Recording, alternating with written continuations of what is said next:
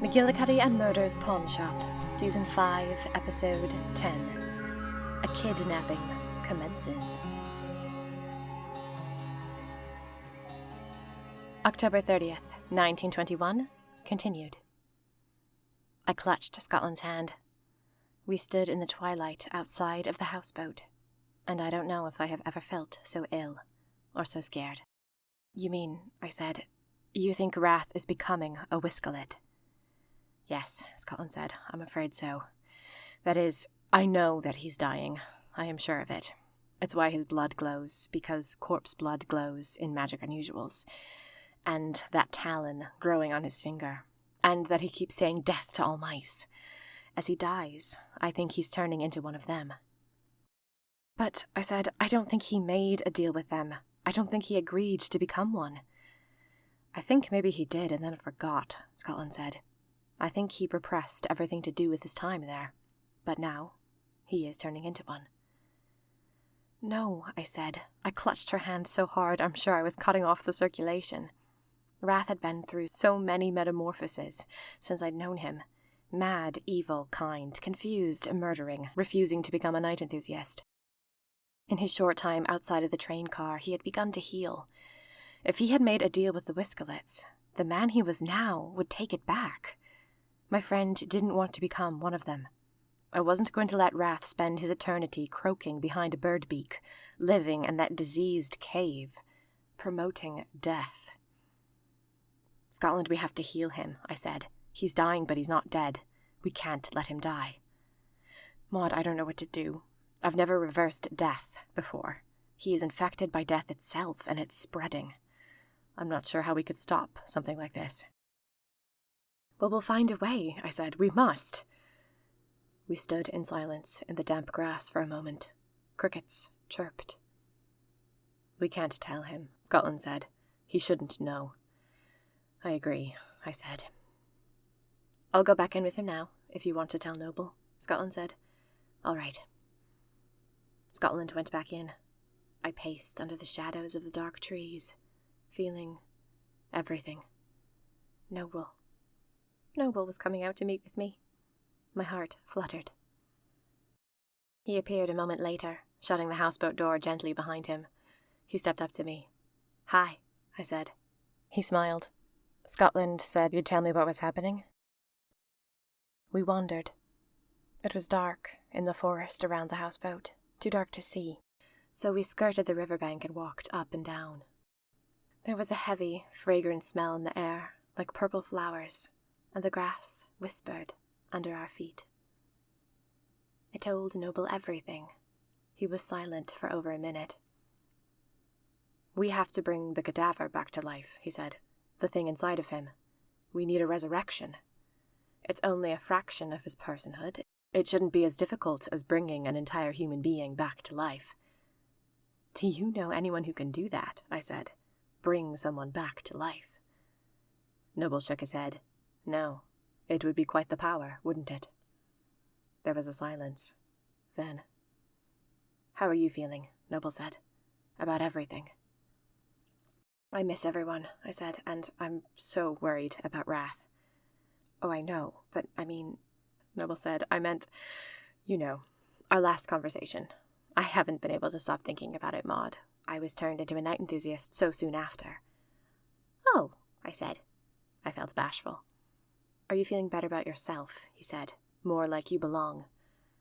The last time Noble and I had talked, he'd asked if he could kiss me, and I had told him no. Not because I didn't want to, but because I was worried he wouldn't love me if he knew what I was. That I could fall in love with both ladies and gentlemen. He had told me I was quite normal, and that I did belong. Oh, to be honest, I haven't had much time to think about it, I said, with everything going on, but I don't know. I do feel better. I feel like a butterfly with two different coloured wings. I can't fly without lifting either one of them, so it's nonsense to try to pretend that I'm all one side. I've been feeling breezier, all right. Like I've been flying just fine, accepting both sides, and I hadn't really ever done that before. It's like living life without a limp. It feels free. Very free. Very nice. I stared up into his face. Well, good, he said. I wondered if he was going to ask me if he could kiss me again. But he didn't. We walked a little further. The moon was golden. Going to Tulsa must have been horrible, I said. It was, Noble said. Noble, there's so little I know, I said. I feel pathetic in my attempt to understand or say or do anything about this. I will never grasp the depth of how that must feel, to see your people treated like that. To deny the humanity of another human is what the Whiskalets are all about, Noble said. And that is a thread of evil throughout all of human history. I don't want to live through my thread, but I am. That is the essential evil, to find another member of the human race inferior to yours for any reason. He turned and looked at me. We have to stop it, Maud. For anyone and everyone. What's going to happen in future wars if people believe some people aren't fully human? We have to stop doing this to each other. How are we going to teach people that everyone is worthy? Deeply worthy. I wish I could kill the Whiskalets, I said. That wouldn't stop this completely, Noble said. They were human once too. These ideas began somewhere. It would be a start, I said. Then I glanced at him. Noble, do you think there might be a ledger of some kind in the Whiskalet world? Something that states the agreement that someone made with a Whiskalet? Noble said, in a what are you thinking now sort of way. And if you sort of burned the ledger, do you think you could undo the agreement? He stopped. You're trying to keep Wrath from becoming a Whiskalet. Of course I am, I said. If you stop the Whiskalet transformation, that won't stop him from being dead, Noble said. He's dying. We have to fix that first. And living Wrath isn't a Whiskalet, so he won't be in any danger while he's alive. Still, I said. Don't mosey over into that cave in the middle of the night, please, Noble said. We have enough to worry about as it is. I'll bookmark the thought, I said. Maud. What? When we returned to the houseboat, Wrath was asleep. In the light of the candle, I glanced over his features, but nothing else had changed. The transition wasn't quick, which I assumed meant he was dying very slowly. He looked younger when he was asleep. I wondered who he would be, what he would be doing, if none of this had ever happened to him. Scotland sat at the table rubbing her eyebrows. Noble and I sat next to her. Do you have any ideas? Scotland said. Not yet, I said. Noble poured the last of the wine and passed Scotland the cup. Is wine good for headaches? He said. No, but a kind gesture is, Scotland said. She took the cup. Thanks. She sipped. What do you think, Noble, about all of this? I think we have to find a cure for death quite soon, he said. He lifted his nearly empty cup of wine from before. Cheers to us, he said, for doing what no one in modern times has been able to do before. Bring the dead back to life. Shall we bottle it when we're done? I said. No, Noble said, because I think curing a supernatural cadaver will still look very different from curing a typical death. He was right. The cadaver hadn't been dead in the typical sense. We had to restore life to something entirely alien. How would we do it? Do you know who's very good with stuff like this? Scotland said, after a pause. No, I said. Who? Octavia, Scotland said. Octavia? Noble said. He had an edge of surprise in his voice. I know Octavia comes off as a bit ditzy, Scotland said. I was going to say ethereal, Noble said. But she is good with stuff like this, Scotland said. I think of her as being a pixie. Smart, but strange and not quite in our world. I consult her whenever I deal with supernatural things that I don't understand. She thinks outside the box, and she knows a lot of lore. But Octavia is a night enthusiast, Noble said. Well, Scotland said, there are more ghosts where mine came from. I opened my mouth. No, I said. Scotland leaned forward. I'm fine. For now, I said, this science experiment we're currently running inside of you has only just begun. Wrath is dying now, because of what entered him. I felt sick. What if the same thing happens to you? Wrath had a cadaver enter him. Something we could touch and feel was dead, something tangible. This is all spirit, and spirit can't really die, can it? It can't be dead. It can only be separate from our bodies. What is happening to Wrath is horrible, but it is a completely separate concept. So far, the missing bit of my soul has been doing its job. I am me again, even if I am occasionally absent-mindedly respecting Don Mamungus. You think the ghost inside of you was really you, Noble said. Actually, your missing soul. You don't believe me, Scotland said. I don't, Noble said. I was a night enthusiast, remember? Or rather a spy. I watched initiation ceremonies. The soul goes away. It doesn't wait. Maybe it goes and waits in Maud's haunted house. Don't be funny. I'm not being funny, Scotland said. Look, if this ghost is my missing soul, it means that the ghosts we saw in that house before we were changed into night enthusiasts, those ghosts were the original night enthusiast soul pieces. It means the ghosts are all the same thing. If they're us, fractions of our former selves, then the ghosts we met before Ariana's spell were all the previous night enthusiast soul pieces floating around, waiting. They said they were waiting for me, I said. Why would night enthusiast soul pieces be waiting for me? I don't know, Scotland said, but ghosts can time travel, obviously, or use murder objects because that haunted house isn't in our timeline. My soul piece moved back in time in order to wait in that house. Remember, most of us were in the house when the spell turned us, but I was still out looking for Ariana. Renfield found me, same as he found you, Noble. That means my ghost travelled to the house. Now that's funny. That's very interesting. You're forgetting one much more plausible answer, Noble said. What? The ghosts were never us, never night enthusiasts, and can't go back in time.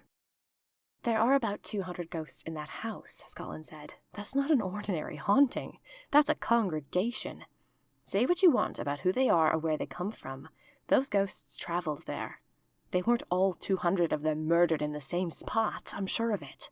They collected in that house on purpose. They know something. I puffed my cheeks out as big as I could. I just sat there, slowly releasing the air. I didn't like to think about this. Scotland was right. Soul pieces are not. Ghosts had gathered, and were waiting. For me. Why me? Why me? Do either of you doubt that this is really me, Scotland said. Can't you tell I'm back? It's a propped-up fix, certainly, but I am myself again. I do believe you, I said. At least, I hoped I did. But that doesn't mean we should do the same thing to Octavia. Not until we know more. Look, Scotland said, do any of you have any ideas for how to stop a supernatural death? We need Octavia's insight. Time is ticking. Wrath doesn't have time for me to wait and see what this ghost does. We need Octavia now. But she won't agree to it, I said. She isn't like you, Scotland. She isn't desperate to experiment. She isn't ready to be a lab rat in the name of medicine. I wanted my soul back, Scotland said, deep down. She will too. But Octavia and I made a promise to each other once, Scotland said. This was years ago. She made me promise that if she ever got swayed by night enthusiast ideology, if she ever fell in love with their philosophy and changed her mind and joined them, I would kill her. Kill her? Noble said. She knows the night enthusiasts are murderers, Scotland said, that they create harm, that they operate on souls until those souls will create harm. She wanted to die rather than join that. I am not going to kill Octavia. At that time, when I promised her, I had no intention of killing her either, maybe locking her up or something. But she in that moment wanted me to do anything I could to stop her from being that. She will take the ghost. She's already given her consent. I know she would be willing to try anything. And you think she might know a way to stop Wrath's death, I said. If anyone can, she can. Noble and I looked at each other. Scotland had already made up her mind. It was up to us to decide. I sat there for so long I almost forgot what I was trying to decide. I thought of Octavia's sweet face, her dark eyes, her glossy long black hair. Beautiful, and, as Scotland had said, a fairy.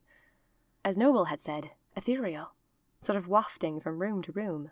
Her cheerfulness, her courage, her surprising internal strength. Remember she had been lost in the Whiskerlet cave and still had kept a smile on her face? I squirmed. My heart fluttered, thinking about her. She was so lovely, and such a remarkable person. Could I really stick a ghost into her, not knowing ultimately what it was? Then again, could I let her stay a night enthusiast a minute longer, when she might commit things that would be on her conscience forever? We needed her. And she would want to be here. She would want to get out. All right, I said. Let's do it. Let's kidnap Octavia and get her ghost. From there, things moved quickly. We wanted to do what we were doing immediately. Scotland decided to stay with Wrath in case something went wrong while he slept. We needed a doctor by his side. Noble and I would split up, one to get Octavia, one to get the ghost inside the bottle. We stepped out into the night. I assume I go for the ghost and you go get Octavia, I said to Noble, since they trust you and my face would cause a bit of an uproar. Actually, Noble said, I think we should go together, in case something goes wrong. No splitting up when things are this dangerous. What, so I come and wave at all the night enthusiasts? I said. You wouldn't have to, Noble said. A slow grin spread across his face. He was getting an idea. Tonight the night enthusiasts are having a party. A masquerade party. In their lair. We could go. With a mask on, no one would recognize you. There are a lot more night enthusiasts than there used to be. And we'd only need to stay for 5 minutes. You really think I should risk it? I said. It might take 2 to kidnap Octavia, he said. What if she doesn't come willingly? What if we need to pick her up and run out the door? As in, you'll sling her over your shoulder and I'll get the doors, I said. It takes 2 to conduct a proper kidnapping, Noble said. I smiled. It was true. Now that I had a definite friend again, I didn't want to let him out of my sight. All right, I said. We'll crash the party. We'll do both things together. It didn't take long to return to the house, find Octavia's ghost, and ask her to step into the ghost bottle. I could tell, when Noble saw how much the ghost looked like Octavia, that he was starting to have his mind swayed. Perhaps the ghosts were us, after all. After that, we got masquerade masks from a shop. Mine was black, with black feathers and faux diamonds on it. Noble's was harlequined in black and green. He simply went back to his apartment for a suit, but I had to teleport to a shop and get a dress. It was long and black and shimmery, with bare arms and a V-neck, as is the current fashion, with a slightly flirty gathering on the left side of the skirt. With the mask and the dress on, I felt dramatic, remarkable, like something out of a painting. Noble and I grouped up again, and then teleported together to the Purgatory Club. It was dark. Automobiles with their round lights lit up a drizzle of rain in the street. We dashed across the cobblestones, my high heels clicking. Noble squeezed my hand. Ready? He said. I squeezed back, as I'll ever be. And, just like that, delicately disguised, we stepped inside to crash a night enthusiast party.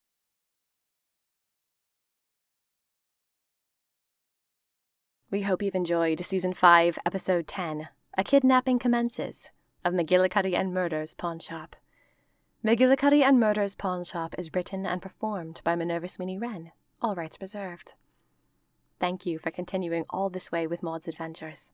New audio dramas are coming, and there is news on those as well as fandom fun if you follow me on Instagram and Twitter at Meg Macaulay Inc. That's Inc, I-N-K. Please consider becoming a monthly supporter on Patreon, or, if you can't commit right now, say thank you with a one-time donation. I now have Venmo, at Minerva Sweeney Wren. All links are in the description of this episode. McGillicuddy and Murder's Pawn Shop will continue with Season 5, Episode 11, A Dark and Lovely Dance.